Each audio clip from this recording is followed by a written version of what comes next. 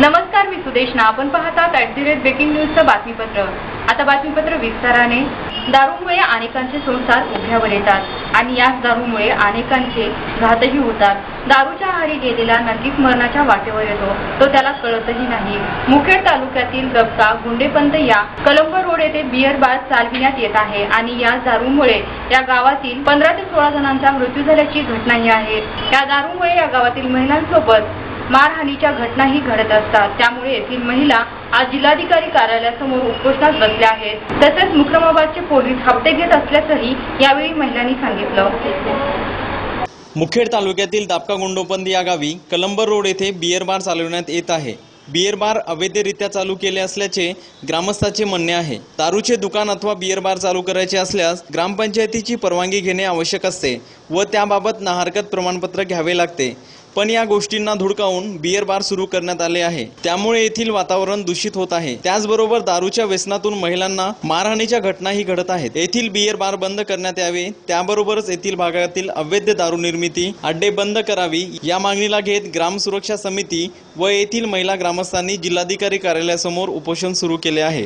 आम्ही दारूबंदीच्या संदर्भामध्ये उपोषणाला बसले आणि अवैधरित्या दापका गुंडोपंत या गावी अवैधरित्या दारू चालते, जेणेकरून परवाना सुद्धा दिलेला आहे दुकानाचा.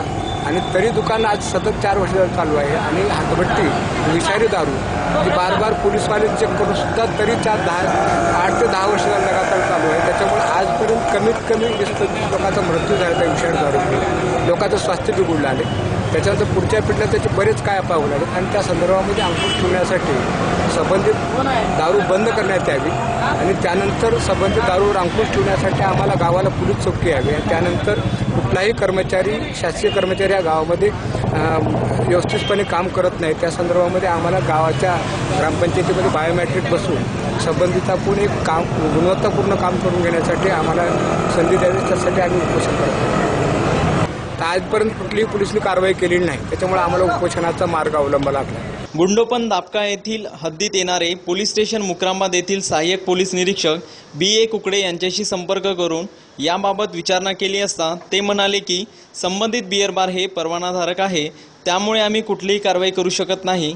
येथील भागामध्ये अवैध दारू निर्मिती करून विक्री केली जाते, अशा लोकांवर छापे मारून दारू साठा जप्त करून कारवाई केली असल्याचे कुकडे यांनी सांगितले. दारूपासून आमचं लय वाटोळा होऊ राहिलाय म्हणून आम्ही उपोषणाला बसला. पोलिसांना याबद्दल माहिती दिली का? दिले की माहिती, पोलिसाला माहिती दिली. 200 रुपयाचं काम करतात, 50 रुपये सुद्धा घरी देण्यात. बायकाला रोज मारामारी करतात, माय बाप आई वडिलाला मारतात. त्याच्यामुळे घरी मिरच्यात मीठ मिसळतात, मिठात पीठ मिसळतात. एकूण एकाची तिथं काय सहभागी नाहीत. किती आमच्या गावात 15 माणूस मरून गेलं, कोणी पाशी घेऊन गेलं, कोणी जाळून मरून गेलं. गावठी 4 वर्ष झालं हे आपलं का बिरबारचं दुकान बसलंय. लमाण्याच्या घरी 2च तर एवढं गाव 20 वर्ष झाले. आम्ही किती मुक्रामबादला दिले अर्ज पोलीस कोर्टामध्ये, 3-4 बार गेल्या. झालं इथं आलो, मोक्याला बी आल्यानंतर बी ते दारू काय बंद होऊ शकणार.